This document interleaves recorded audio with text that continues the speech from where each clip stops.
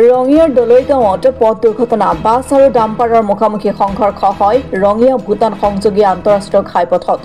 দুৰ্ঘটনাত আহত হৈছে গাড়ী চালকসহ 7জনকৈ লোক মুখামুখি সংঘৰ্ষৰ পাছতে পথৰ সমীপৰ দ খাৱৈত নামি যায় দুখন বাহন ৰঙিয়াৰ পৰা তামুলপুৰ অভিমুখে গৈ আছিল AS25FC 3666 নম্বৰৰ ডাম্পাৰ আনফালে কাউলিৰ পৰা ৰঙিয়া অভিমুখে আহি আছিল AS14C 4182 নম্বৰৰ বাছ এখন আহত হোৱা আটাইকেইজনকে ভৰ্তি কৰোৱা হয় চিকিৎসালয়ত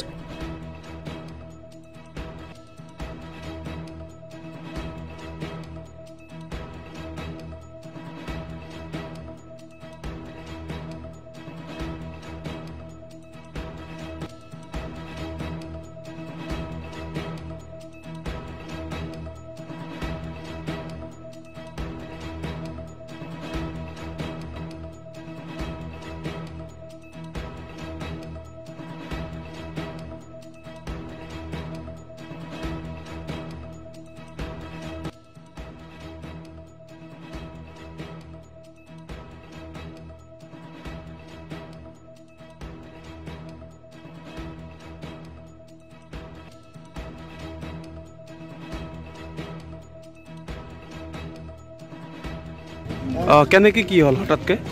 মইতো ইমান ভালকে নাজানো কি মই আৰামত গাড়ী বন্ধ কৰি আছিলোঁ ছোৱালীৰ মোবাইলটো ঘূৰাই গৈছে এনেকৈ পিছফালে গৈছিল এনেকৈ হৈছে তেতিয়া ছোৱালীৰ মোবাইলটো পেলোৱা গৈছে আৰু ইফালে বহা যে মানুহকেইটা দুখ পাইছে অলপ মানে এই আইনা ভাঙি গ'ল না খিৰিকীৰ আইনাকেইটা দুখ পাইছে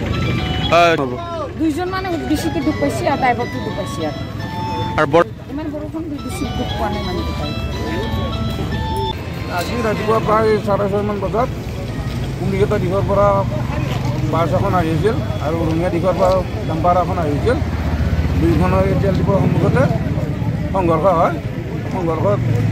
প্ৰায় 6-7জনমান বাছত যাত্ৰী আহত হয় আমাৰ স্থানীয় ৰাইজৰ সহযোগত তেওঁলোকক উদ্ধাৰ কৰি মেডিকেললৈ প্ৰেৰণ কৰা হয় আৰু এতিয়া আহিছে গাড়ী দুখন উঠোৱাৰ ব্যৱস্থা কৰা হ'ব গাড়ী দুখনৰ ক্ষয়ক্ষতি হৈছে যাত্ৰী 4-5জনমান অলপ মেজৰভাৱে হেৰি হৈছে ইঞ্জুৰ হৈছে তেওঁলোকক পঠাই দিয়া হৈছে কি কৈছে চিৰিয়াছ নেকি হ'ল একজন অলপ চিৰিয়াছ বাকী কেইজন কিন্তু তেনেকুৱা নহয় আৰু এতিয়া ৰঙিয়া লৈ গৈছে এতিয়া গম পোৱা নাই কিন্তু